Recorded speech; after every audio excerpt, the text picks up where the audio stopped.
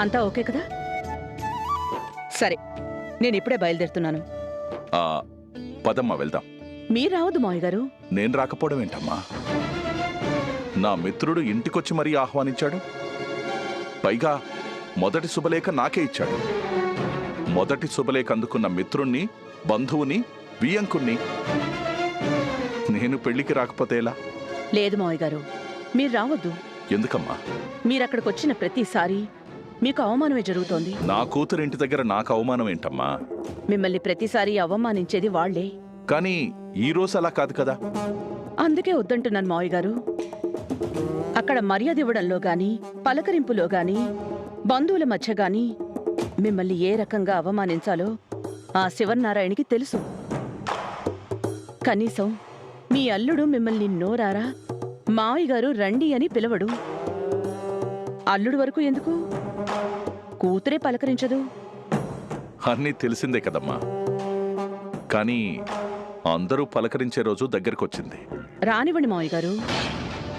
అందర్నీ మిమ్మల్ని వెతుక్కుంటూ వచ్చేలా నేను చేస్తాను. అది కాదమ్మా. మావయ్య గారు, అంతా మీరనుకున్నట్టే జరుగుతుంది మావయ్య గారు. దాంట్లో ఏ మార్పు లేదు. నేనుంటే మంచిదేమో. వద్దు మావయ్య గారు, నేను వెళ్తాను. ఈసారి మీరు తలెత్తుకునే పనే చేస్తాను. వెళ్ళొస్తాను మావయ్య గారు. మనవరాలి పెళ్లి చూడలేనన్న బాధ నన్నిక్కడ ప్రశాంతంగా ఉండనిస్తుందా? జరిగేదంతా మంచే అయినప్పుడు కాస్త ఓపిక పట్టడం అవసరం మావయ్య గారు. సరే అమ్మా, క్షేమంగా వెళ్ళి అనుకున్నది సాధించరా. అలాగే మావయ్య గారు, మీరనుకున్నది సాధించుకుని వస్తాను. ఉంటాను మావయ్య గారు. ఏంటి ఇలా లోపలికొచ్చావు? కనీసం తలుపు తట్టి రావాలని కూడా తెలీదా? రూమ్లో నువ్వు మాత్రమే ఉంటావని తెలిసే వచ్చాను. నేను రూమ్లో ఎలా ఉన్నానో తెలియకుండా ఎలా వస్తావు? నువ్వు ఎలా ఉన్నావో ఫోటోలో చూశానులే, అందుకే ధైర్యంగా వచ్చాను.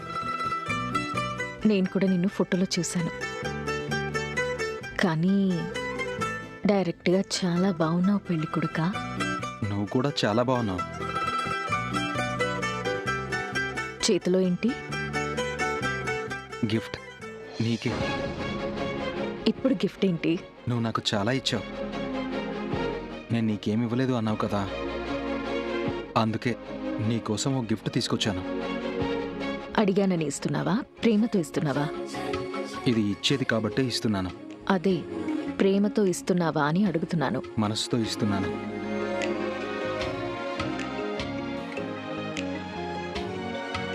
మనసులో ఉన్నది నీకు అర్థం కావడం కోసం ఇస్తున్నాను. అది ప్రేమతోనే కదా. అంతకు మించి. ప్రేమ కంటే మించింది ఏముంటుంది? అది చూస్తే అర్థమవుతుంది. అది టివ్వు, ఇప్పుడే చూస్తాను. జోష్నా, ఏమైంది? ఇప్పుడు కాదు, మరెప్పుడు ఓపెన్ చేయాలి? తర్వాత. తర్వాత అంటే? తర్వాత అంటే తర్వాతే. అర్థమైంది. సంతోషం. అప్పుడు మన ఇద్దరం పక్క పక్కన కూర్చుని ఈ గిఫ్ట్ని ఓపెన్ చేస్తాను. దీన్ని ఇద్దరం కలిసి ఓపెన్ చేయలేము. ఇద్దరం కలిసి అంటే ఇద్దరం కలిసి ఓపెన్ చేస్తామని కాదు బాబు, నేనే ఓపెన్ చేస్తాను. అప్పుడు నువ్వు నా పక్కనే ఉంటావు. దీంట్లో ఏముందో నువ్వు ఒక్కదానివే చూస్తావు. అంత కాన్ఫిడెంట్గా ఎలా చెప్తున్నావు? ఏమో, నాకు అనిపించింది చెప్తున్నాను. నువ్వలా చెప్పావు కదా. ఏం చెప్పినా ఏం చేసినా దానికి అర్థం ఉంటుంది. అయితే దీనికి ఒక అర్థం ఉందనుకో. ఏంటా అర్థం? తర్వాత తెలుస్తుంది. నా కోసం కవిత రాసావా? ఏదైనా ఉండొచ్చు. ఖరీదైందా? అవసరమైంది. హింట్ ఇవ్వచ్చు కదా. చూసినప్పుడే తెలుసుకోవాలి. ప్లీజ్ సూరజ్, ఏముందో చెప్పవా? సర్ప్రైజ్ ని తెలుగులో ఏమంటారు? ఆశ్చర్యం. అదే దీంట్లో ఉంది. నువ్వేం చేసినా స్పెషల్గానే ఉంటుంది సూరజ్. అందరిలాగా నువ్వెందుకు చేస్తావు?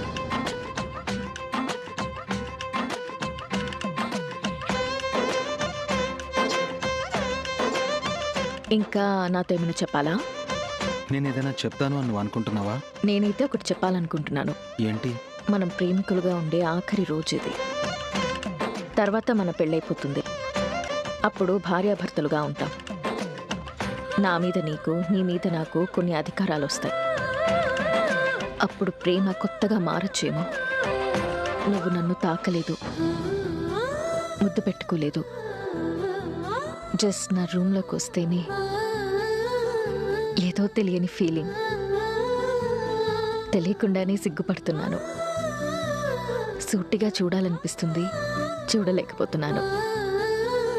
అయినా సరే చూస్తున్నాను. ఎవరైనా వస్తారేమో, మనిద్దరిని ఇలా చూస్తే ఏమైనా అనుకుంటారేమో అన్న భయం కూడా ఉంది. ఎందుకు భయం? చూస్తే ఏమవుతుంది? కానీ తెలీదు. ఇవి ప్రేమలో ఉన్నప్పుడు కలిగే ఫీలింగ్స్ చాలా బాగుంటాయి. అదే పెళ్ళైపోతే ఇద్దరం ఒక రూమ్లోనే ఉంటాం. అప్పుడు నువ్వు నా రూమ్లోకి రావడం నా కోసం అవ్వదు, నీ అధికారం అవుతుంది. నువ్వొచ్చింది నా కోసమని నేను కూడా అనుకోను.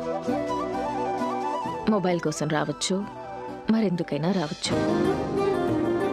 పెళ్లికి ముందు వరకే బాగుండే ఈ ప్రేమలో ఇంకొన్ని జ్ఞాపకాలు కావాలి. ఎలాంటివి? నువ్వు నాకు చాలాసార్లు లవ్ ప్రపోజ్ చేశావు, కానీ నేను ఒక్కసారి కూడా నీకు లవ్ ప్రపోజ్ చేయలేదు. నువ్వంటే నాకు ఇష్టమని చెప్పానంతే. రెండూ ఒకటే కదా. కాదు సూరజ్, నా మనసు నీకు తెలియచేయడం వేరు, నా మనసు నేనే నీకివ్వడం వేరు. అందుకే మన ప్రేమకి మిగిలిన ఈ కొన్ని నిమిషాల్లో నేనొక పని చేయాలనుకుంటున్నాను. ఏంటది?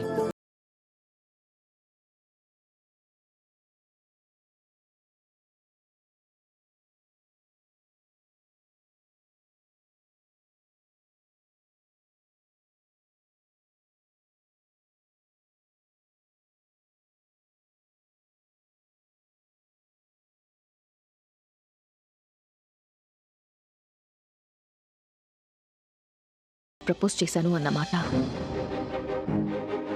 లైఫ్ లాంగ్ గుర్తుంటుంది. ఎందుకంటే మనం పెళ్లి బట్టల్లో ఉన్నాం, పెళ్లికి సిద్ధంగా ఉన్నాం.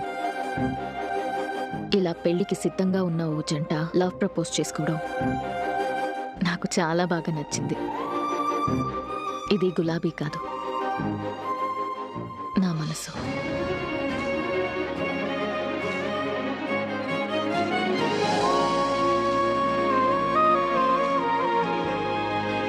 దీన్ని అందుకునే అర్హత నీకు మాత్రమే ఉంది. తీసుకో సూరజ్. ఇంకా నాకంటూ ఓ జీవితం లేదు, మనిద్దరిది ఒకటే జీవితం. సూరజ్ అంటే సూర్యుడు అని, ఆకాశం మన జీవితం అయితే ఒకడే సూర్యుడు, ఒకటే జాబిల్లి. నన్ను నీలోకి తీసుకో Suraj. I love you, I love you so much. తీసుకో. తీసుకుంటాను, కానీ ఇప్పుడు కాదు. ఎప్పుడు? మన పెళ్ళైన తర్వాత. అప్పుడు భార్యాభర్తలం అయిపోతాం కదా. అప్పుడు ఇస్తే మరింత అందంగా ఉంటుందేమో. అప్పుడు భర్తకి చెప్పినట్టే ఉంటుంది. నేనప్పుడే తీసుకుంటాను. ఓకే. ఒకప్పుడు నువ్విచ్చిన ఫ్లవర్ని నేను కాలి కిందేసి తొక్కాను.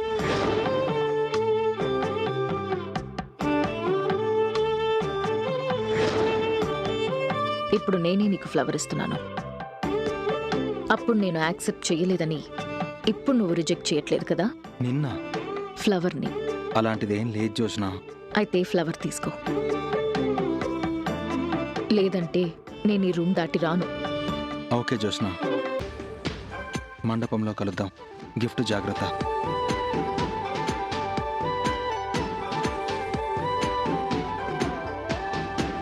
ఓకే ఏంటి? ఐ లవ్ యూ టూ అని చెప్పాలి కదా. వీడు సిగ్గుపడుతున్నాడో, ఇబ్బంది పడుతున్నాడో, ఎవరైనా వస్తారని భయపడుతున్నాడో అర్థం కావడం లేదు. వాడు చెప్పకపోతేనే నేను చెప్పాను కదా. హ్యాపీ. గిఫ్ట్ జాగ్రత్త అని మాత్రం చెప్పాడు. దీంట్లో ఏముందో దీన్ని జాగ్రత్తగా దాచిపెట్టాలి. పెళ్ళయ్యే వరకు నువ్వు ఇక్కడే ఉండు. నువ్వు చాలా స్పెషల్. నిన్ను స్పెషల్గానే ఓపెన్ చేస్తాను. నమస్కారం. లోపలికి వెళ్ళండి, వెళ్ళండి వెళ్ళండి. రండి రండి. మీరు కూడా ఇంత ఆలస్యంగా వస్తే ఎలా అండి? దశరథ, నీకు తెలుసు కదా, ఈయనే మన సూరజ్ని పెంచి పెద్ద చేశాడు. ఓ నమస్కారం సార్. నమస్కారం అండి. మీలాంటి మంచివారు చాలా అరుదుగా ఉంటారు. అవును మావయ్య, కుబేర్ లాంటి వాళ్ళు, పెద్దయ్య లాంటి వాళ్ళు అరుదుగా ఉంటారు. కార్తీక్, ఈయన బాధ్యత నువ్వే చూసుకోవాలి. అలాగే తాత, మీరు రండి.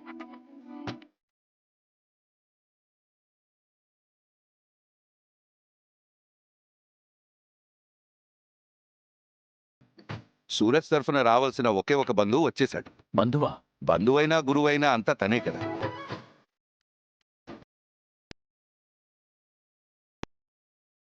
ఇక తనకి సొంతమని చెప్పుకోవడానికి ఎవరున్నారు?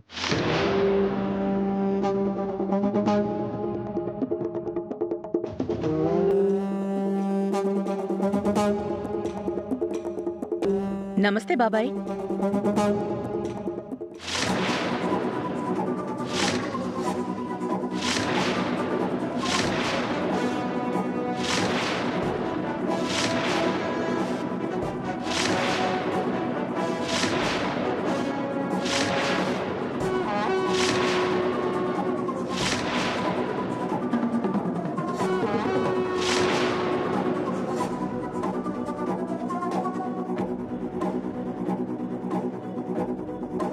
రావనుకున్నాను. కార్డిచ్చి మరీ పిలిచిన తర్వాత రాకుండా ఎలా ఉంటాను? కార్డు ఇవ్వకపోయి ఉంటే ఆగిపోయేదాన్వా? ఇక్కడ జరుగుతున్న పెళ్లి నా ఆడపడుచు సుమిత్ర కూతురుది, అంటే నా మేనకోడల్ది. నేను రాకుండా ఎలా ఉంటాను?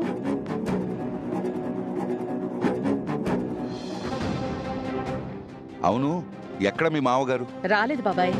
నా మీద పోటీకైతే వస్తాడు, ఓడిపోయి తలదించుకొని వెళ్ళిపోతాడు. ఇక్కడ అలాంటివేవి కుదరవు కదా.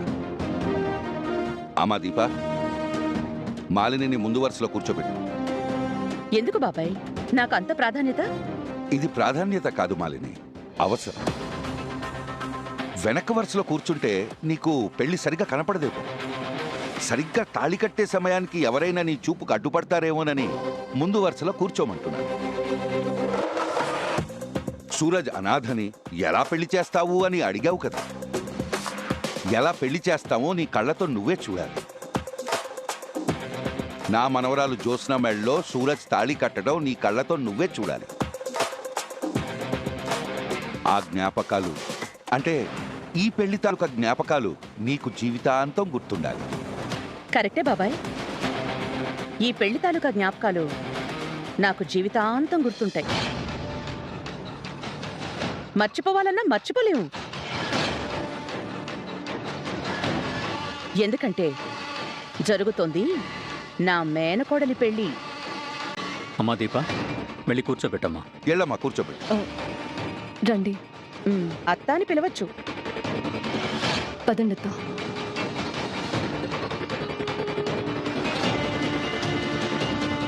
ఇక్కడ కూర్చుంటే పెళ్లి బాగా కనబడుతుంది. గుడ్. ఇలాంటి అద్భుతాలు జీవితంలో ఒక్కసారి మాత్రమే జరుగుతాయి కదా దీపా? ఏంటత్తా తేడాగా మాట్లాడుతున్నావు? మొదటి నుంచి చూస్తున్నాం కదా, పిన్నెప్పుడు అంతే. నేనేం తేడాగా మాట్లాడాను? పెళ్లి ఆగిపోతుంది అన్నానా? నువ్వు అన్నా ఆగలే పిన్ని. చూడ్డానికే వచ్చాను. ఒకసారి రామా, రామా. నీ మనసులో ఎంత బాధగా ఉంటుందో నేను అర్థం చేసుకోగలనులే పిన్ని. సొంత ఆడబడుచు కూతురు పెళ్ళి, నీ ఆడబడిచే నిన్ను నవ్వుతూ పలకరించలేదు. నీకు వరుసకు అన్నయ్య దశరథ్ గారే నిన్ను చెల్లి అని పిలవలేదు. బాధ ఉంటుందిలే. ఇదిగో బాబు, ఇట్రా. నువ్వు వెళ్ళు. తాగు పిన్ని, ఇది ఇప్పుడు నీకు చాలా అవసరం. థ్యాంక్స్ రా, నాకిప్పుడు ఇది చాలా అవసరం.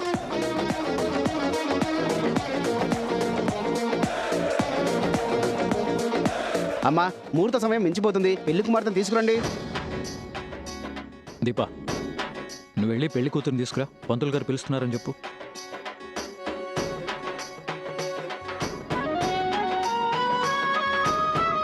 కాంచన, నువ్వేం మాట్లాడుకో. ఆ మనిషితో నేనెందుకు మాట్లాడతాను?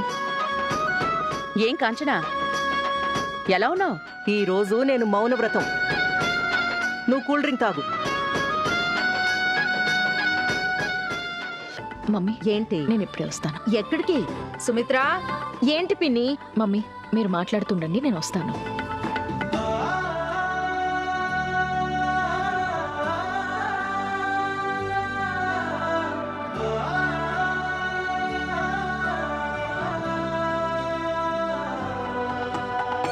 నువ్వు మరోసారి అన్నయ్యతో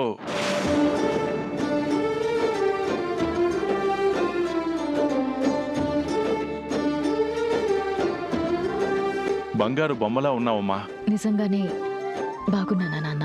నీకేం తక్కువమ్మా. ఒక జన్మకు సరిపడా అదృష్టాన్ని ఆ దేవుడు నీకు వరంగా ఇచ్చాడమ్మా. అవును నాన్న. నువ్వు వెళ్ళమ్మా, ముహూర్తానికి టైం అవుతుంది. నాకు నీ ఆశీర్వాదం కావాలి నాన్న. అమ్మా జ్యోత్స్న, వద్దమ్మా. ఈ కూతురు జీవితం బాగుండాలని ఆశీర్వదించవా నాన్న? ఈ చేతులకి ఆ ఆశీర్వదించే యోగ్యత లేదమ్మా. నీ చేత నాన్నని పిలిపించుకునే యోగ్యత కూడా లేదమ్మా. ఎవరైనా వచ్చి చూస్తే బాగోదు. వెళ్ళమ్మా. నేను నీ కూతుర్ని నాన్న. నాలాంటి వాడి కూతురిగా పుట్టినందుకే కదమ్మా నీ జన్మనే అసహించుకున్నావు. బిడ్డల ఆలోచనల్ని ఇష్టాల్ని ముందుగానే తెలుసుకుని పిల్లల్ని కనే రోజొస్తే బాగుంటుందమ్మా. అప్పుడు కూడా నేను నీకు కూతురుగానే పుట్టాలని కోరుకుంటున్నాను నాన్న.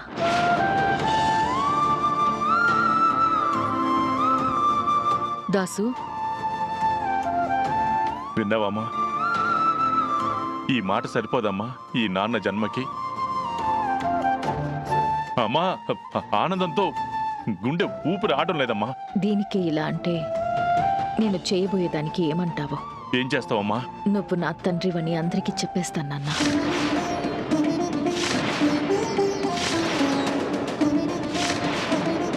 జ్యోత్స్న, ఏం మాట్లాడుతున్నావమ్మా? నిజం చెప్తున్నాను నాన్న. ఏ నిజం చెప్పొద్దంటావా?